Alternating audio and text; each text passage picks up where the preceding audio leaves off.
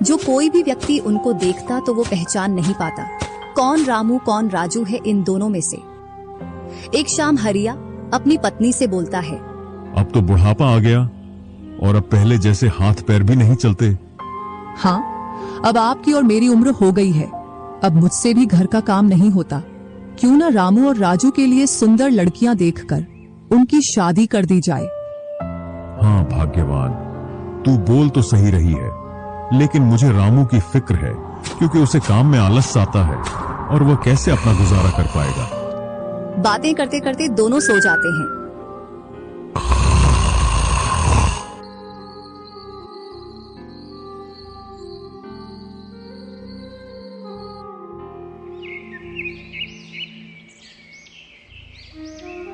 और सुबह उठकर हरिया रामू राजू से बोलता है, तुम दोनों खेतों पर चले जाना और एक खेत को खोद आना जिसमें मैं आकर बीज बो दूंगा। और आज मैं अपने दोस्त से मिलने के लिए पास ही के गांव में जा रहा हूं, 2 दिन में लौट कर आऊंगा। हरिया तैयार होकर दूसरे गांव की ओर निकल जाता है और रामू राजू भी खेतों की ओर चल देते हैं।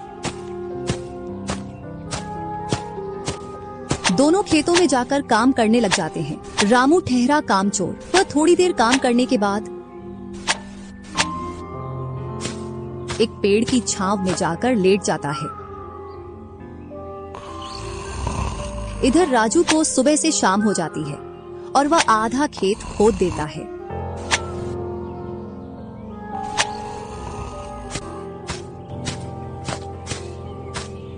और हरिया भी अपने दोस्त के पास पहुंच जाता है।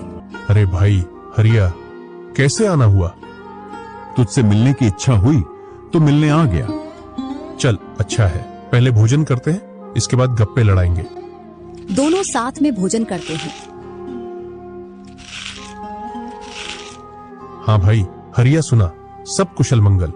हाँ भाई, सब कुछ कुशल मंगल है। अब तो तेरे दोनों लड़के शादी के लायक हो गए होंगे।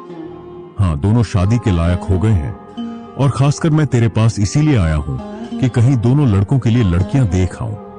वैसे अपनी भी 2 बेटी हैं और दोनों खूब होशियार और चंचल है। अब दोनों की भी उम्र शादी के लायक हो गई है। अगर तुझे कोई ऐतराज ना हो तो क्यों ना इस दोस्ती को रिश्तेदारी में बदल दी जाए। इतना सुन हरिया बड़ा खुश होता है। जब वह दोनों लड़कियों को देखता है तो दोनों बहुत ही सुंदर थीं।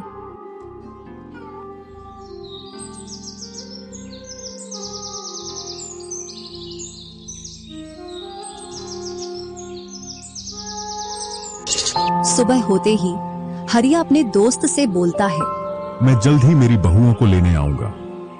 इतना बोलकर हरिया अपने गांव की ओर चल देता है। इधर रामू और राजू भी अपने खेतों पर काम करने के लिए आ जाते हैं और रामू पेड़ की छांव में जाकर सो जाता है। इधर राजू अपने काम में लगा रहता है। शाम होने को आ जाती है और हरिया भी अपने खेतों के पास आ जाता है। रामू की आंख खुलती है तो हरिया उसको आता हुआ दिखता है,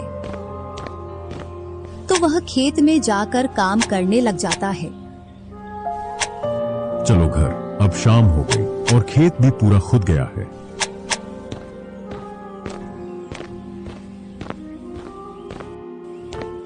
तीनों साथ में घर पहुंच जाते हैं। हरिया अपनी पत्नी और दोनों लड़कों को बताता है कि वह इन दोनों की सगाई पक्की कराया हूं और वह कुछ दिन बाद दोनों का विवाह कर देता है। ऐसे ही कुछ वर्ष निकल जाते हैं।